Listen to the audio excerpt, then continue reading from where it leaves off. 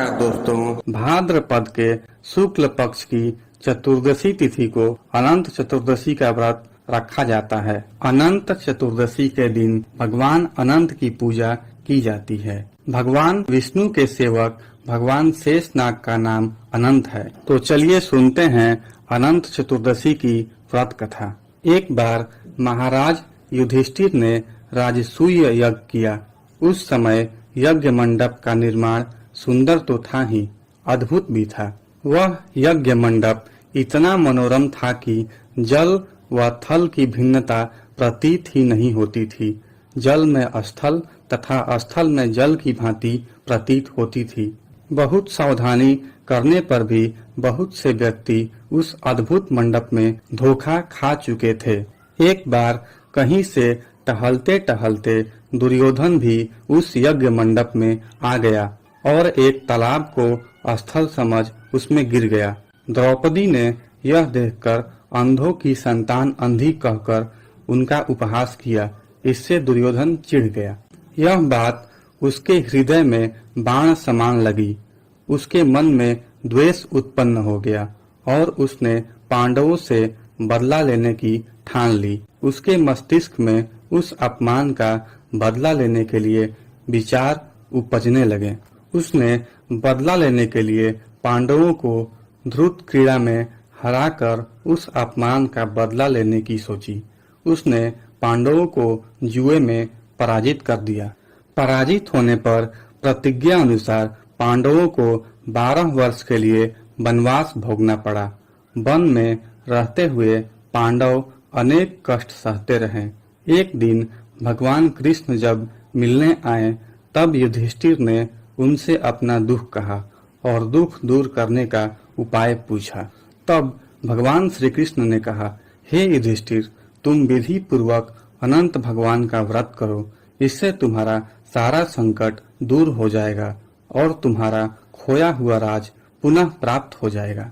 इस संदर्भ में भगवान श्री कृष्ण ने उन्हें एक कथा सुनाई।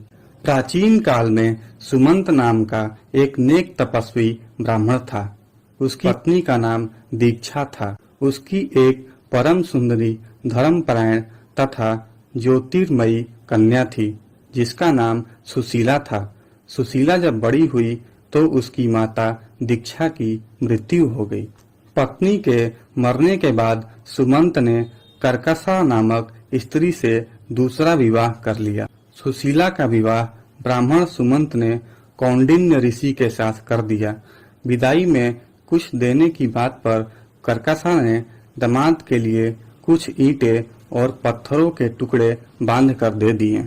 कौंडिन्य ऋषि दुखी होकर अपनी पत्नी को लेकर अपने आश्रम की ओर चल दिए, परंतु रास्ते में ही रात हो गई। वे नदी तट पर विश्राम करने लगे। सुशीला ने देखा वहां पर बहुत सी स्त्रियां सुंदर वस्त्र धारण कर किसी देवता की पूजा कर रही थी। सुशीला के पूछने पर उन्होंने विधि पूर्वक अनंत व्रत की महत्ता बताई।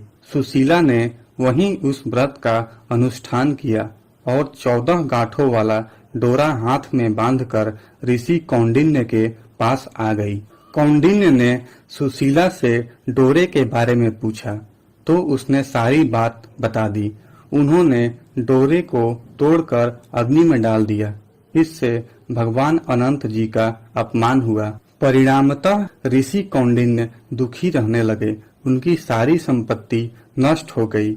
इस दरिद्रता का उन्होंने अपनी पत्नी से कारण पूछा तो सुशीला ने अनंत भगवान का डोरा जलाने की बात कही।